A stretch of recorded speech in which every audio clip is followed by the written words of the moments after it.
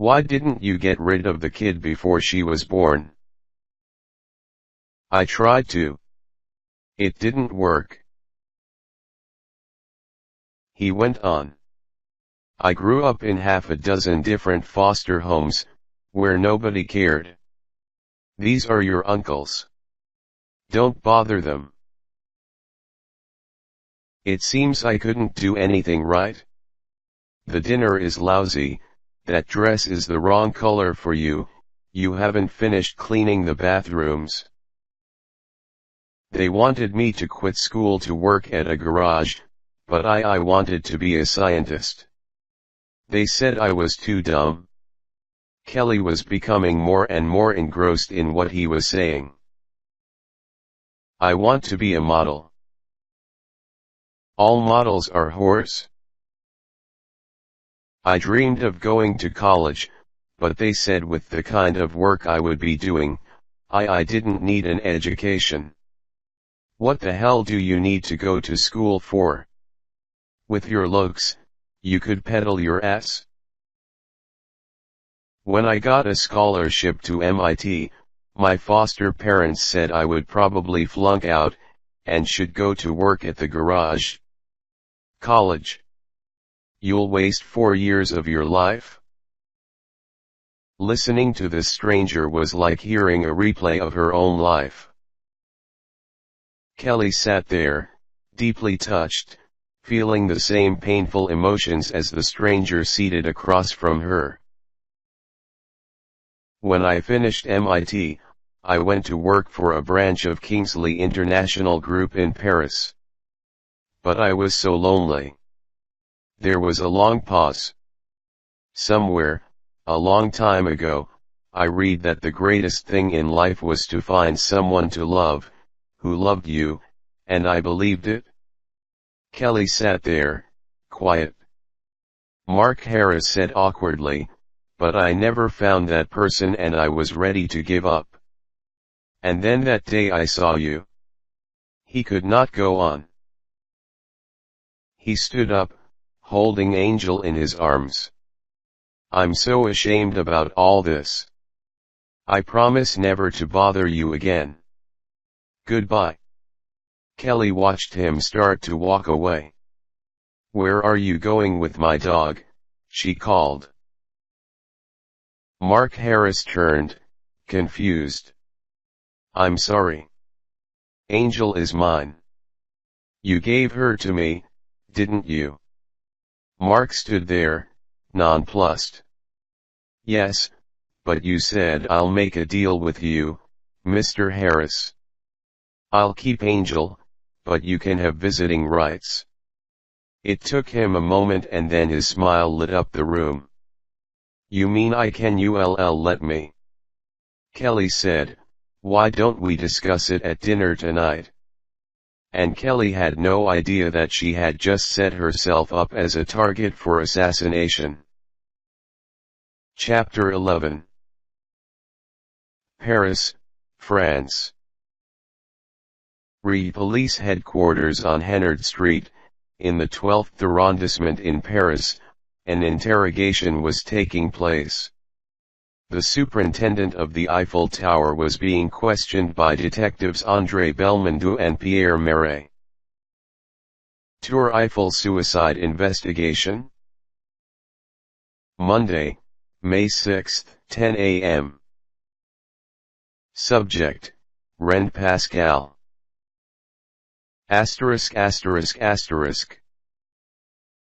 Belmondo, Monsieur Pascal, we have reason to believe that Mark Harris, the man who supposedly fell from the observation deck of the Eiffel Tower, was murdered. Pascal, murdered. But I was told it was an accident and Marais, he could not possibly have fallen over that parapet by accident. It is much too high. Belmondo, and we have established that the victim was not suicidal. In fact, he had made elaborate plans with his wife for the weekend. She's Kelly the model.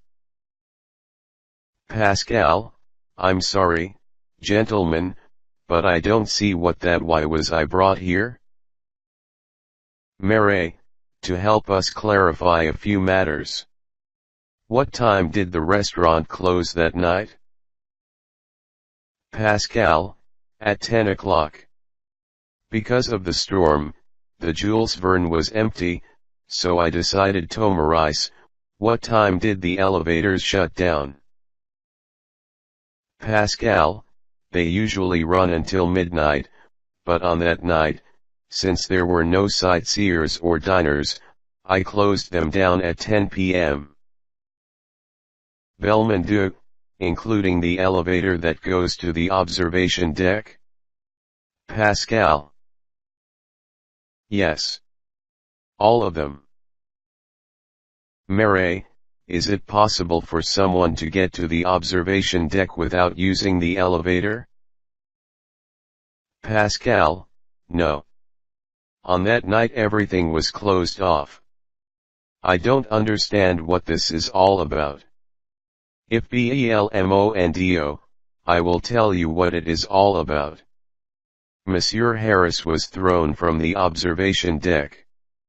We know it was the observation deck because when we examined the parapet, the top had been scraped, and the cement embedded in the soles of his shoes were flakes that matched the scraped cement on the parapet. If the floor was locked off, and the elevators were not working, how did he get up there at midnight?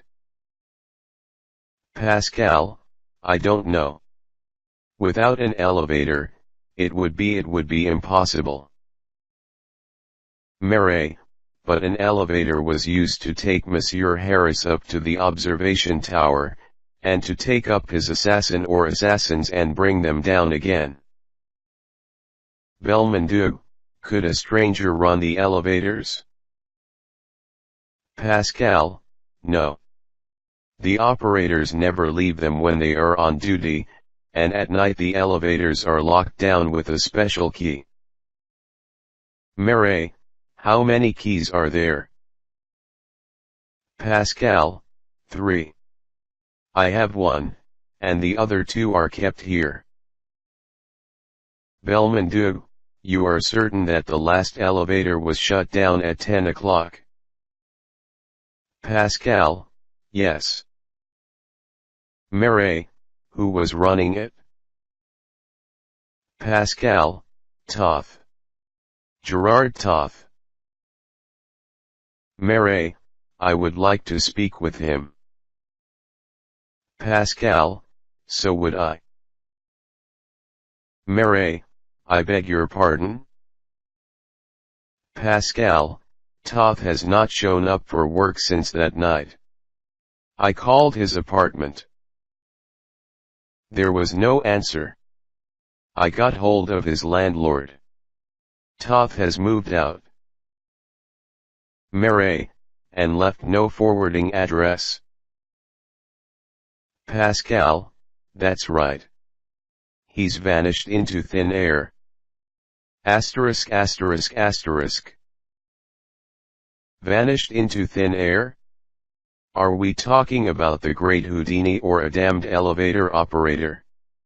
The speaker was Secretary General Claude Renaud, in charge of Interpol headquarters. Renaud was a short, dynamic man in his 50s, who had worked his way up the police hierarchy over a period of 20 years. Renaud was chairing a meeting in the main conference room at the 7-story Interpol headquarters, the international police organization that is the clearinghouse of information for 126 police forces in 78 countries. The building was located in Saint Cloud, 6 miles west of Paris, and the headquarters was manned by former detectives from the Sûreté Nationale, and the Paris Prefecture. There were 12 men seated at the large conference table. They had been questioning Detective Belmondo for the past hour.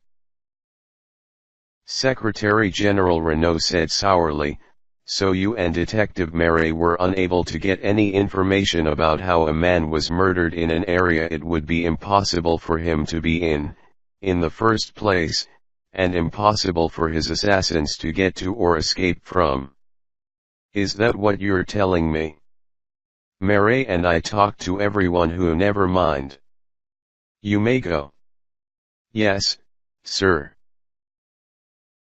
They watched the chastened detective walk out of the room.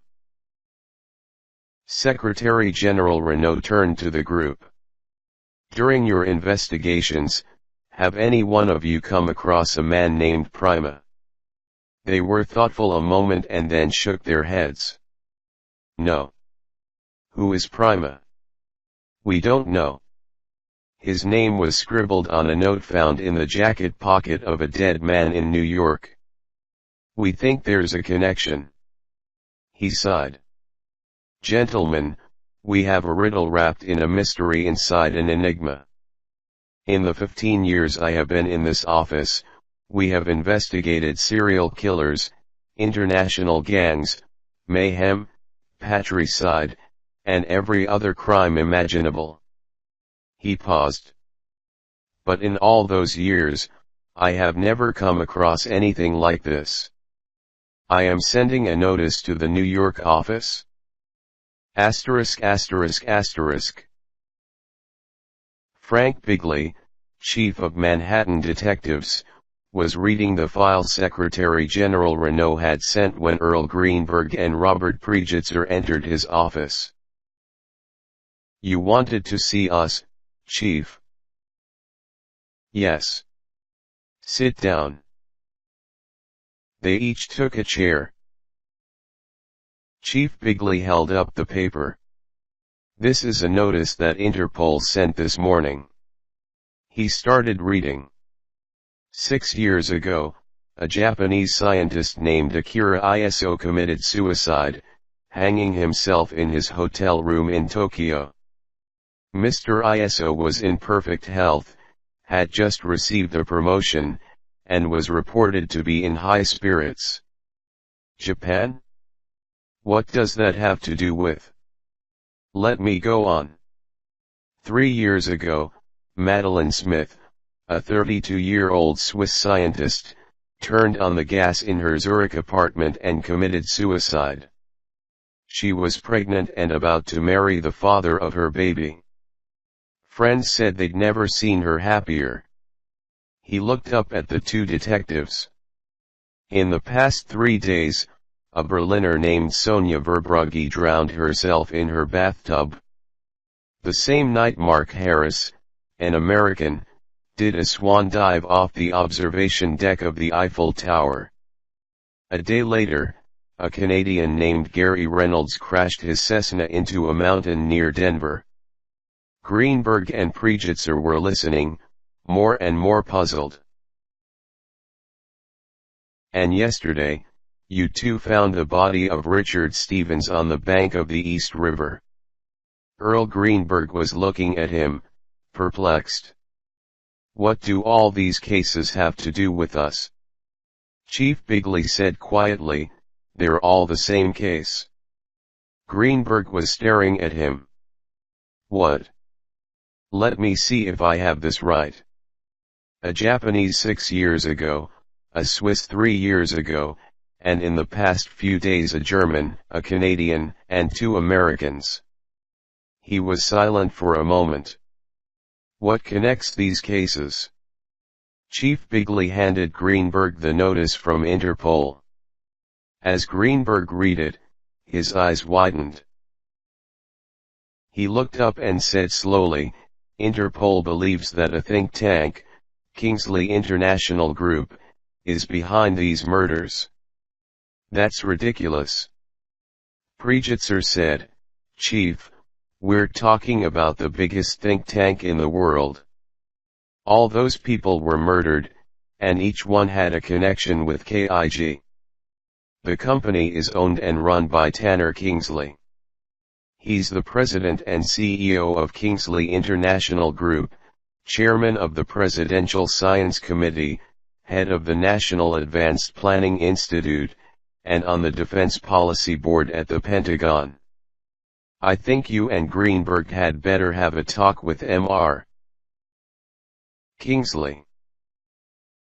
Earl Greenberg swallowed. Right. And Earl? Yes. Walk softly and carry a small stick. Asterisk asterisk asterisk. 5 minutes later, Earl Greenberg was talking to Tanner Kingsley's secretary. When he had finished, he turned to Prijitzer. We have an appointment Tuesday at 10 a.m. Right now Mr. Kingsley is appearing at a congressional committee hearing in Washington. Asterisk asterisk asterisk. At the hearing before the Senate Select Committee on the Environment, in Washington, D.C., a panel of 6 Senate committee members and 36 spectators and reporters were listening attentively to the testimony of Tanner Kingsley. Tanner Kingsley was in his 40s, tall and handsome, with steely blue eyes that blazed with intelligence. He had a Roman nose, a strong chin, and a profile that could have graced a coin. The committee head, Senior Senator Pauline Mary Van Leuven, was an imposing figure with an almost aggressive self-confidence. She looked at Tanner and said crisply, "You may continue, Mr. Kingsley." Tanner nodded.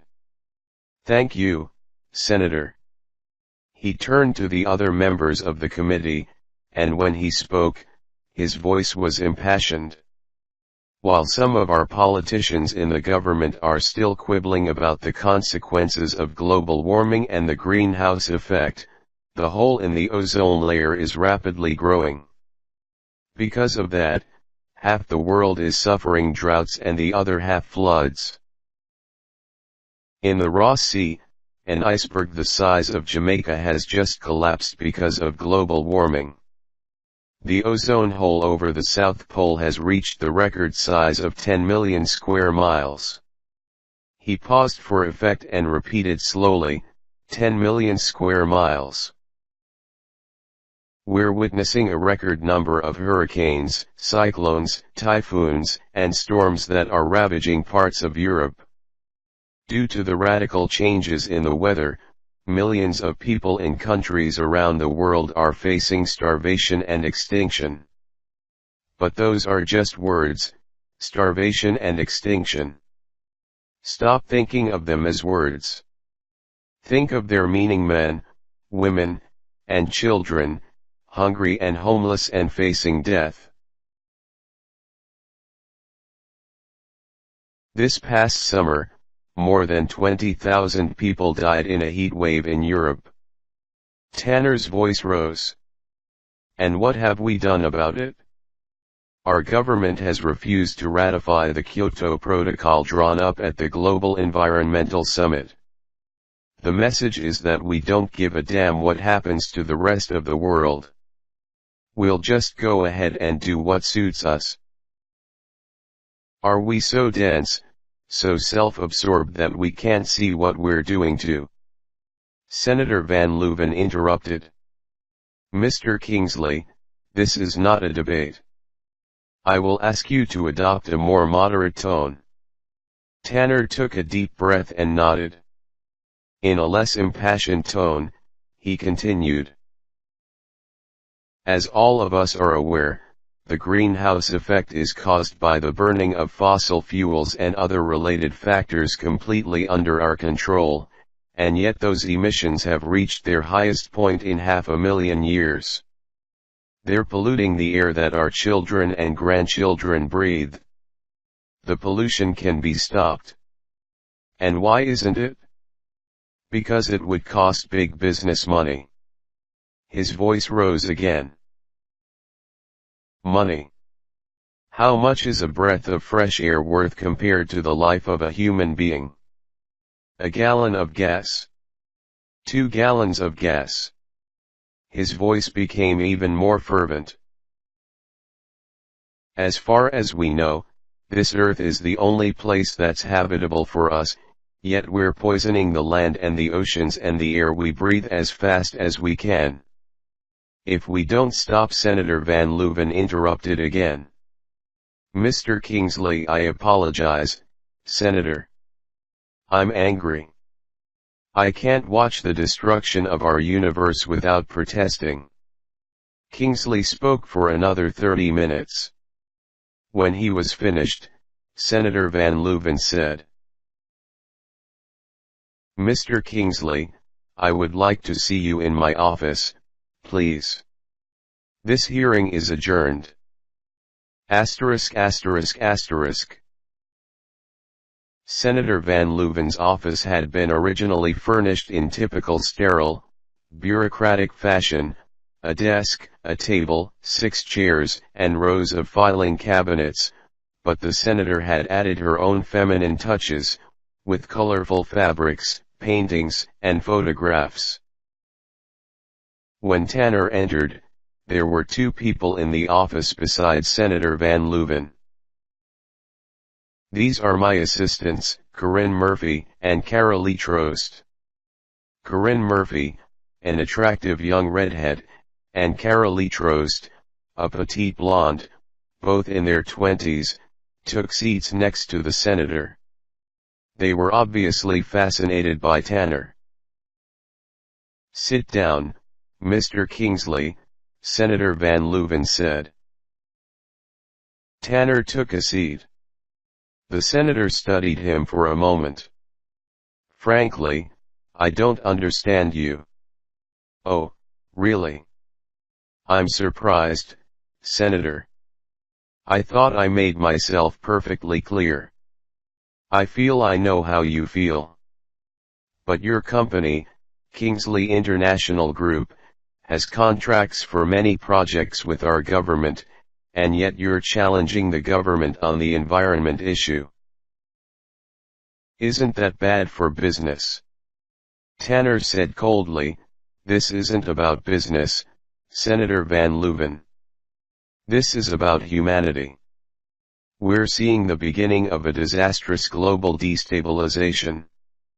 I'm trying to get the Senate to allocate funds to correct it. Senator Van Leuven said skeptically, some of those funds could go to your company, couldn't they? I don't give a damn who gets the money. I just want to see action taken before it's too late. Corinne Murphy said warmly, That's admirable. You're a very unusual man. Tanner turned to her. Miss Murphy, if you mean by that the majority of people seem to believe that money is more important than morals, I regret to say you're probably right. Carolee Trost spoke up. I think what you're trying to do is wonderful. Senator Van Leuven gave each of her assistants a disapproving look, then turned to Tanner. I can't promise anything, but I will talk with my colleagues and get their point of view on the environmental issue. I will get back to you. Thank you, Senator. I would be most appreciative. He hesitated. Perhaps sometime when you're in Manhattan, I can take you around KIG and show you our operation. I think you might find it interesting. Senator Van Leuven nodded indifferently. I'll let you know. The meeting was over. Chapter 12. From the moment people heard of Mark's death, Kelly Harris had been flooded with phone calls and flowers and emails. The first to call was Sam Meadows, a co-worker and close friend of Mark's. Kelly. My God. I can't believe it. I don't know what to say, I'm just devastated. Every time I turn around, I expect to see Mark there. Kelly, is there anything I can do for you? No, thank you, Sam. Let's stay in touch. I want to be of help in any way I can. After that came a dozen calls from Mark's friends, and from models Kelly worked with.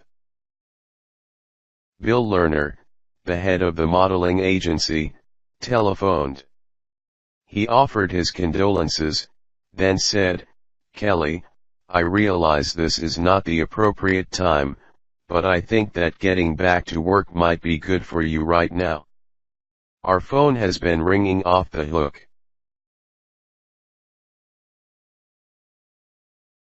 When do you think you'll be ready to go to work? When Mark comes back to me. And she dropped the telephone. Asterisk asterisk asterisk. And now the phone was ringing again. Finally Kelly picked it up. Yes. Mrs. Harris. Was she still Mrs. Harris? There was no Mr. Harris anymore, but she would always be Mark's wife. She said firmly, "This is Mrs. Mark Harris. This is Tanner Kingsley's office. The man Mark worked for. Yes. Mr. Kingsley would appreciate it if you could come and see him in Manhattan. He would like to have a meeting with you at the company headquarters. Are you free?" Kelly was free. She had told the agency to cancel all her bookings. But she was surprised. "Why does Tanner Kingsley want to see me?" "Yes. Will it be convenient for you to leave Paris on Friday?" Nothing would ever be convenient again. Friday. All right. Good. There will be a United Airlines ticket waiting for you at Charles de Gaulle Airport. He gave her the flight number. A car will meet you in New York. Asterisk asterisk. Mark had spoken to Kelly about Tanner Kingsley. Mark had met with him and thought he was a genius and a wonderful man to work for. Perhaps we could share some memories of Mark. The thought cheered her up. Angel came running in and jumped onto her lap. Kelly hugged her. "What am I going to do with you while I'm away? Mama would take you with her, but I'm only going to be gone a few days." Suddenly, Kelly knew who would take care of the puppy. Asterisk asterisk asterisk. Kelly walked down the stairs to the building concierge's office. Workmen were installing a new elevator, and Kelly winced every time she passed them. The superintendent of the building, Philippe Sendra, was a tall, attractive man with a warm personality, and his wife and daughter had always gone out of their way to be helpful. When they had heard the news about Mark, they had been devastated. Mark's funeral had been held at the Père Lachaise cemetery, and Kelly had invited the Sendra family to attend. Kelly approached Philippe's apartment door and knocked. When Philippe opened the door, Kelly said, "I have a favor to ask of you." "Come in." "Anything you wish, Madam Harris." "I have to go to New York for 3 or 4 days. I wonder if you would mind taking care of Angel while I'm gone." "Mind? Anna Maria and I would love it." "Thank you. I would appreciate it. And I promise to do everything I can to spoil her." Kelly smiled. "Too late. I've already spoiled her." "When do you plan to leave?" "Friday." "Very well. I will see to everything. Did I tell you that my daughter has been accepted at the Sorbonne?" "No." "That's wonderful. You must be very proud." "I am. She starts in 2 weeks. We're all very excited. It's a dream come true." Asterisk asterisk asterisk. Friday morning Kelly took Angel down to Philippe Sendra's apartment. Kelly handed the concierge some paper bags. "Here's Angel's favorite food and some toys for her to play." Philippe stepped back, and behind him Kelly saw a pile of dog toys on the floor. Kelly laughed. "Angel, you're in good hands." She gave the puppy a final hug. "Goodbye, Angel." "Thank you so much, Philippe." Asterisk asterisk asterisk. On the morning Kelly was leaving, Nicole Paradis, the receptionist at the fancy apartment building, was standing at the door to say goodbye. An ebullient gray-haired woman, she was so tiny that when she was seated behind her desk, only the top of her head was visible. She smiled at Kelly and said, "We will miss you, madam. Please hurry back to us." Kelly took her hand. "Thank you. I'll be back soon, Nicole." And, minutes later, she was on her way to the airport. The Charles de Gaulle airport was crowded beyond belief, as always. It was a surrealistic maze of ticket counters, shops, restaurants, stairways, and giant escalators crawling up and down like prehistoric monsters. When Kelly arrived, the airport manager escorted her to a private lounge.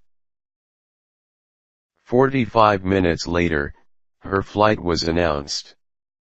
As Kelly started toward the boarding gate, a woman standing nearby watched her go through the gate. The moment Kelly was out of sight, the woman picked up her cell phone and made a call. Asterisk asterisk asterisk. Kelly sat in her airplane seat, thinking about Mark, oblivious to the fact that most of the men and women in the cabin were covertly staring at her. What was Mark doing on the observation deck of the Eiffel Tower at midnight?